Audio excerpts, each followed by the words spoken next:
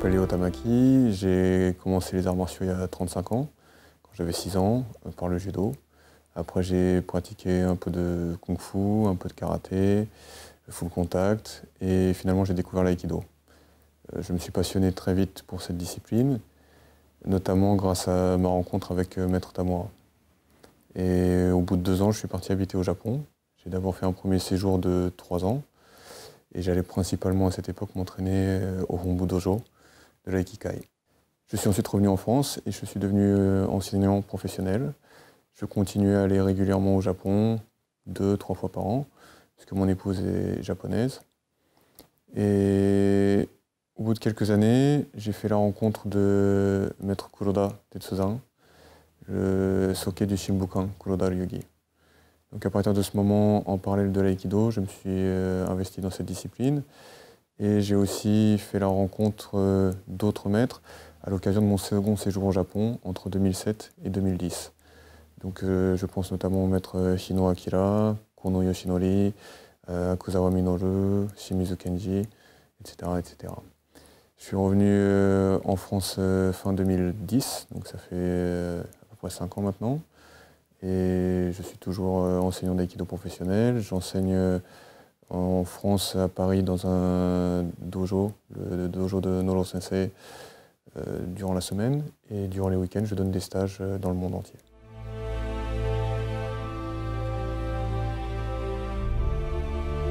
Alors c'est le dojo René VDB. C'est un adepte qui s'appelait René van Drogenbroek. René VDB a commencé les arts martiaux en 1964. 40 ans plus tard, il a reçu le 7e dan des mains de Tamura Sensei. Et il a donc été l'un des tout premiers occidentaux à recevoir ce grade. Il a aussi pratiqué très intensément le Iaido pendant plus de 25 ans, le Judo, le Karaté, le Kendo pendant plus de 20 ans. Et il a créé ce dojo, je crois, en 2000. Donc c'est, à mes yeux, l'un des plus beaux dojos que l'on trouve en France. Il y a à peu près 150 mètres carrés de tatami, je crois, un peu plus. Nous sommes au Havre, c'est un des très rares dojos privés français. Et encore plus rare avec cet espace et ce Shinben. On voit une photo de René ici. Il a marqué mon parcours puisque mon premier stage avec Maître Tamura, c'était au Havre. Et donc c'était un stage qui était organisé par René VDB. La première fois que j'ai pu rencontrer Tamura Sensei. Je me souviens encore, donc c'est quelqu'un qui pouvait être...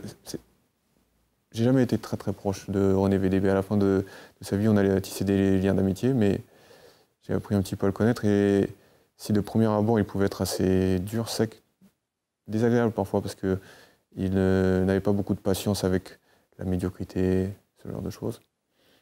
Les gens qui ne s'investissaient pas correctement dans la pratique martiale, c'était un trésor pour lui et il n'avait pas beaucoup de patience pour la demi-mesure dans ce domaine-là.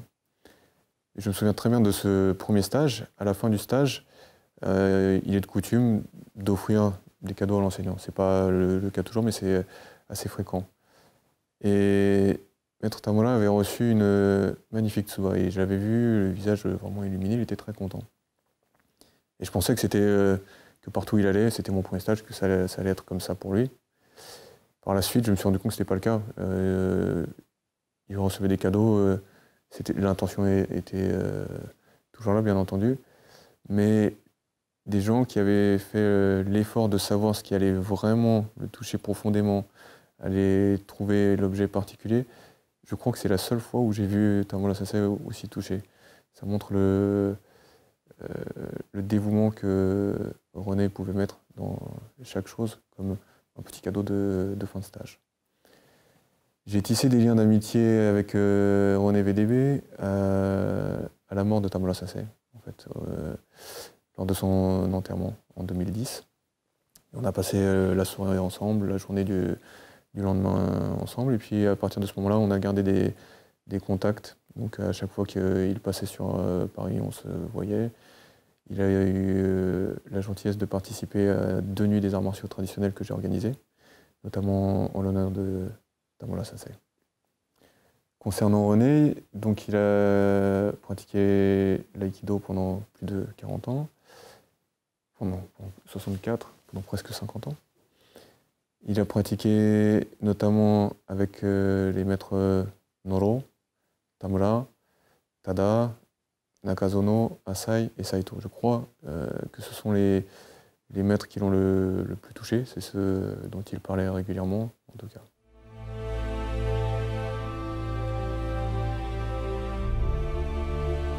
Le plus beau souvenir, c'est probablement la première fois que j'ai vu Maître Tamura. Donc on est ici dans le dojo de René VDB, au Havre. Donc, j'ai commencé l'aïkido pour d'assez mauvaises raisons. Je pensais en faire une petite pratique annexe et j'avais pas le plus grand respect pour cette pratique. Il se trouve que la première semaine où j'ai commencé l'aïkido, mon enseignant de l'époque m'a proposé d'aller voir un maître japonais au Havre. J'étais jeune et assez désœuvré, donc j'ai accepté sans plus y réfléchir. Je suis arrivé au Havre et pour la première fois, j'ai rencontré un maître qui était capable de faire vivre des principes que j'avais lus ou dont j'avais entendu parler par des pratiquants avancés. C'était Maître Tamura. Donc il avait à l'époque, c'était en 95, donc il devait avoir 61 ou 62 ans. Pour un jeune homme de 21 ans, ça paraissait très très âgé. Il avait un gabarit plutôt petit et il arrivait à maîtriser des gens beaucoup plus grands, beaucoup plus jeunes que lui. Et j'ai eu la chance de passer entre ses mains. Et cette image m'a inspiré, ce qui fait qu'en quelques mois, j'ai complètement changé d'orientation. À l'époque, j'étais en plein dans le karaté et le full contact. Et aujourd'hui encore, même si j'ai rencontré d'autres très grands experts par la suite, c'est cette inspiration, ce sentiment qui me guide.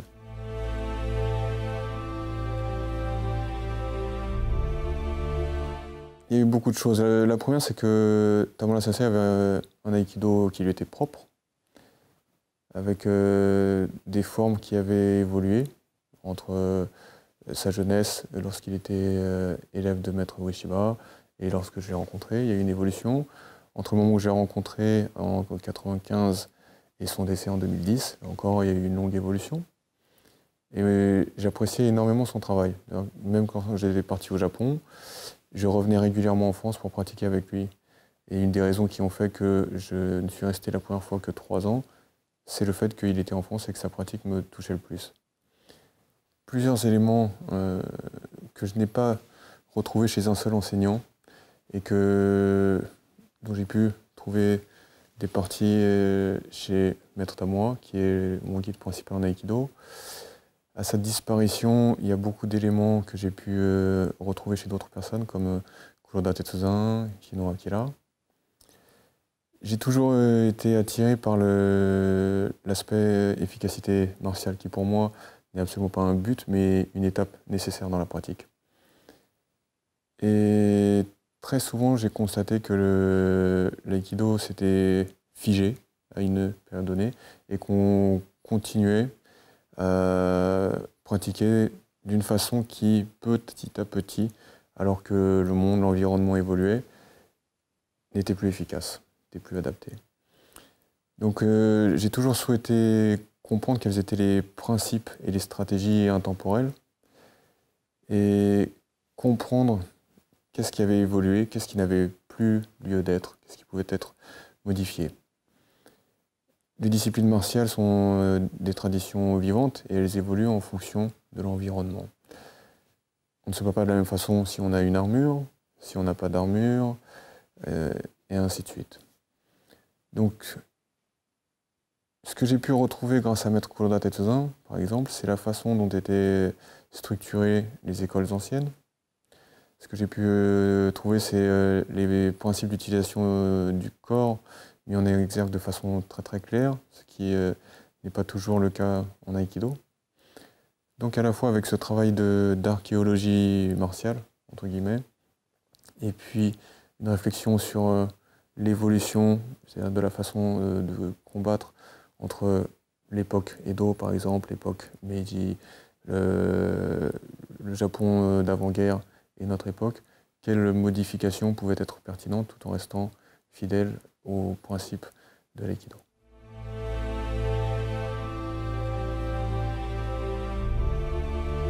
Techniquement, ça m'a pris du temps, mais aujourd'hui, je dois dire, après 35 ans, j'ai une idée assez claire de ce que j'ai envie de travailler, de la façon de le travailler. Donc c'est un approfondissement de ces principes, au niveau des principes d'utilisation du corps, le fait de ne pas pousser dans le corps, quelque chose qui est très lié au corps flottant, par exemple, de Maître Kuroda. Le fait d'avoir donc un accent sur l'applicabilité en situation martiale. Tout ça, ce sont les aspects techniques. Au-delà de ça, ce que permet pour moi la pratique martiale, et dans mon cas l'aïkido, c'est d'être ici et maintenant. J'ai toujours pratiqué pour plusieurs raisons. Et l'une des raisons, c'était justement de pouvoir vivre plus pleinement. Et donc ne pas se projeter dans le futur ou vivre dans le passé. Lorsqu'on pratique, lorsqu'on fait face à une attaque, main nue, au sabre, toute digression, toute réflexion inutile va faire qu'on va être coupé, touché. Cette qualité de présence que petit à petit j'ai pu toucher par instant durant la pratique, j'essaye de l'étendre à tout le cours et puis qu'elle vienne petit à petit dans chaque moment de la vie quotidienne. Je sens une évolution personnelle, je me sens vivre plus pleinement, même si je suis toujours insatisfait, mais c'est cette direction.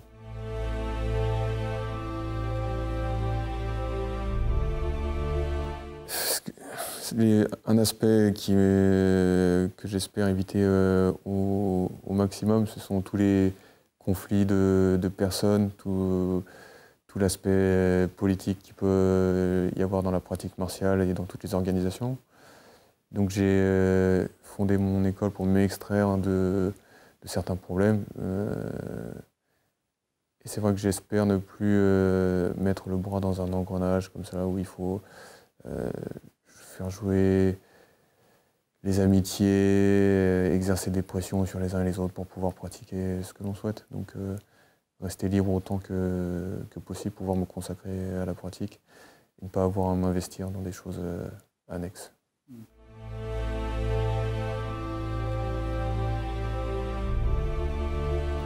Alors, le ki au Japon, c'est un terme très très vaste. Donc, si on parle de tenki, c'est le ki du ciel, la météo. Si on parle d'une personne, on peut dire ki ga mijikai, son ki est court, c'est quelqu'un d'impatient. Ki ga tsuyoi, son ki est fort, c'est quelqu'un qui a de la volonté, presque têtu. Je pense que dans les arts martiaux, lorsqu'on parle de ki, il s'agit plus de cet aspect, pour moi en tout cas, d'intention. Et notre intention, comme on l'avait vu dans la pratique, j'en parlais à un certain moment avec le niveau le plus élevé, notre intention fait que petit à petit, les gestes que l'on effectue vont pouvoir se réduire, devenir de plus en plus succincts tout en ayant le même effet. Et l'intention, là, va être très très importante. Le ki recouvre bien évidemment aussi une sorte d'énergie. J'ai pu expérimenter ça au Japon en particulier lorsque je suis allé me faire soigner dans des dans des médecines traditionnelles. Et pour moi, c'est une réalité très très concrète. C'est aussi quelque chose que j'expérimente, notamment lors d'exercices comme ce type de geste où je vais sentir comme une vibration, comme si l'air devenait épais, une chaleur ou des choses comme cela.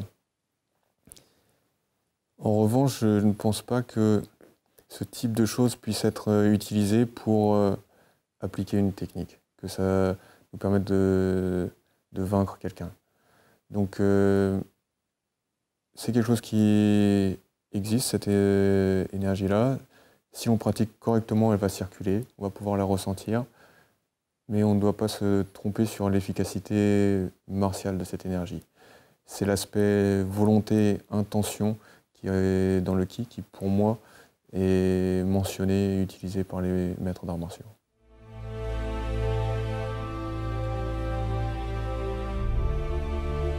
Je me permettrai deux choses. La première, c'est de savoir ce que l'on cherche. Beaucoup de gens commencent les arts martiaux pour une raison assez triviale. Vouloir perdre un peu de poids, vouloir faire un peu de sport, se rassurer, apprendre à se défendre. Et puis petit à petit, la pratique continue, cet objectif premier s'estompe sans que leur recherche soit réellement précisée. Et donc les gens peuvent continuer à pratiquer pendant quelques années parce que l'environnement est agréable, ils ont pu tisser des liens d'amitié, mais ça ne comble pas réellement leurs besoins profonds qui n'ont pas spécialement définis, il n'y a pas eu un recul sur ça. Le fait de savoir ce que l'on cherche précisément va nous permettre de pouvoir trouver la discipline et l'enseignement qui pourront nous y amener. Ça, c'est la première chose. À partir de là, je pense que les gens vont continuer à pratiquer. Et évidemment, peut-être que les objectifs pourront changer. Dans ce cas-là, on va ajuster.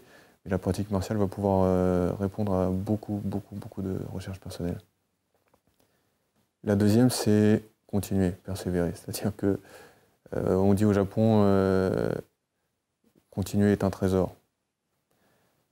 Il y a beaucoup de moments de doute, d'abattement, et c'est inévitable et c'est bien si ça nous amène à réfléchir, prendre un petit peu de recul, mais même dans ces moments de doute, je pense qu'il est important de continuer à pratiquer.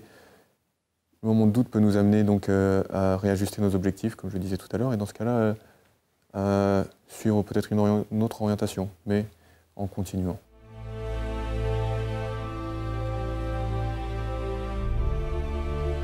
À l'heure actuelle, l'aïkido est une discipline qui s'enferme énormément, qui devient comme une sorte de musée où on essaye de perpétuer un instant de pratique sans prendre en compte l'environnement extérieur. Ça a pour conséquence que très peu de pratiquants d'autres disciplines que l'aïkido s'y intéressent. Les gens trouvent ça esthétique, sympathique, et regardent ça d'un petit peu loin. Ce n'était pas du tout le cas au début de l'aïkido, où Sensei était considéré comme l'un des plus grands adeptes, et il attirait des pratiquants de très haut niveau de toute discipline. Il était un ami proche de Nakayama Hakudo, qui était Shihan 8e dan de Jodo Kendo Yaedo. Il y avait des pratiquants de karaté de haut niveau qui venaient le voir, des judokas, etc. etc. Et c'était la marque, pour moi, d'une pratique authentique et très profonde. De la même façon que les maîtres d'autres disciplines pouvaient eux aussi avoir une audience qui dépassait les limites de leurs écoles. Aujourd'hui, j'ai le plaisir d'avoir dans les stages que je donne des gens qui viennent d'autres horizons. Du karaté, du systema, du krav maga, du kung fu, etc. etc. Je pense donc que ce que j'ai montré dans ce DVD, le type de logique dans la construction technique, va pouvoir intéresser évidemment des pratiquants d'aïkido qui ont envie de voir comment on peut adapter les stratégies, les principes d'utilisation du corps de notre discipline à un contexte qui évolue, et que ça pourra intéresser également donc, ces pratiquants d'autres disciplines qui verront une logique qui fonctionne et qui pourront éventuellement intégrer certains éléments ou juste avoir un autre point de vue, une connaissance sur une autre pratique.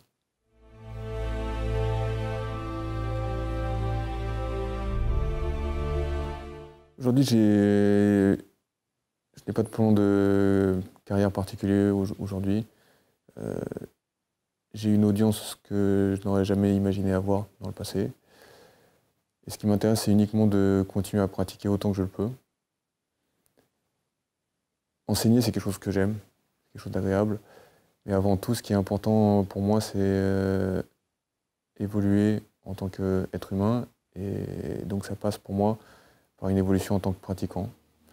Donc j'espère pouvoir continuer à étudier aussi longtemps et autant que possible avec mes enseignants, travailler moi-même et puis partager ce que j'ai pu trouver.